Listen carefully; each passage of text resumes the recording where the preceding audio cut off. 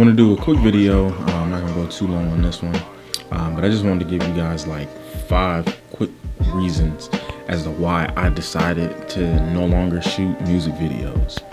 And this is by no means an exhaustive list, and this is by no means in any specific order. And this is just my personal reasons. And this does not have anything to do with like a bad experience with anyone in particular or anything like that. It's honestly just a personal choice that I kind of make. So I'm not gonna go into too much detail, but I'm gonna give you these 5 top reasons why I personally decided to no longer shoot music videos. Alright, so boom. Number 1, the biggest one for me personally is probably just because I'm not passionate about music videos. It's kind of odd, I know, being my background came from music and music production, but I just really, as I've delved into creating music, not music but videos, and just film, and I've really gotten to get familiar with different equipment and lighting situations and filming situations, and really just different aspects of film as a whole. I've just decided that I've felt my talents are better suited in other areas.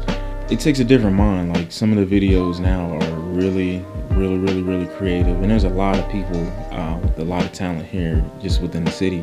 And it was another big reason for me too. Like, I don't ever want to step on anyone's toes or have anyone, ever feel like I'm taking business from them. I haven't had any issues or I haven't had anyone say anything to me. But I just don't want I wouldn't want anyone to feel that way, especially when it comes to providing a service that I'm just not that passionate about, So, number 2, it's just not worth my time in comparison to some of the other projects that I work on. And that's not to say that it's not money in music videos, because I do know that there's a lot of people that they have really nice careers off of solely shooting music videos, and they do very well and are extremely wealthy and successful.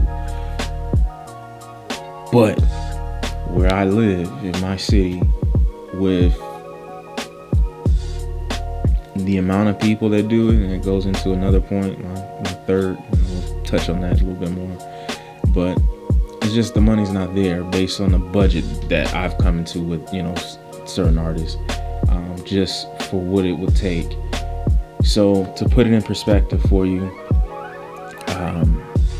I could do, let's say, like a corporate interview where the client is booking me for half a day, and they book my half day rate, and then I can charge them the editing. It's sometimes like pulling teeth, and that's something I may spend a total of 3-4 hours on, possibly, total, and that's including filming and editing, because for the most part, corporate clients and corporate jobs are extremely simple in comparison to, some of the music videos. There's a lot of effects, there's a lot of things going on visually. It typically involves a ton of location changes, and you just have a lot of strings that you're trying to pull together, versus finding a very nice location with dope aesthetics, and maybe even hiring some stylists to help facilitate the space, place the person there. You come up with some nice, good questions, and you go over your script. The work and the time and the energy and effort in comparison is just not worth it. So instead of continually doing something that I'm frustrated with and I'm not making what I feel and know I'm worth, just don't take the jobs. So that's point number 2. So point number 3, the saturation. It's the saturation in the market. Everyone here in the city that I live in, Columbus, Ohio, everyone shoots music videos, and there's nothing wrong with that. It was dope because I got a lot of people to refer to.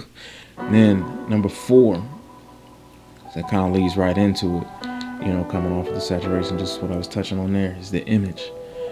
For me, and working with a lot of the corporate clients and things like that I work for, I just personally, and weddings are a big thing for my company.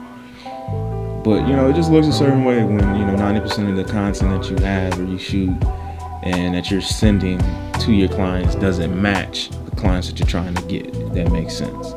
So for me personally, I know what my goal and my target is for my company. So I know who I'm looking to entertain and who my focus is and who my target audience is.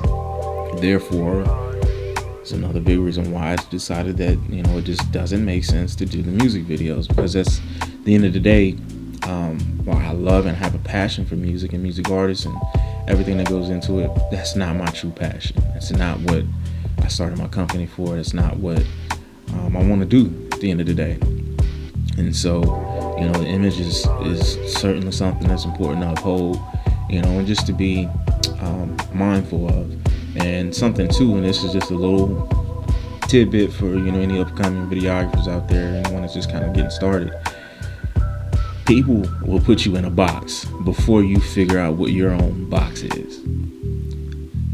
People will put you in a box before you figure out what your own box is. Meaning, and what I mean by that is, people will try to define what you offer as the highlight of your service before you get the time to decide that for yourself.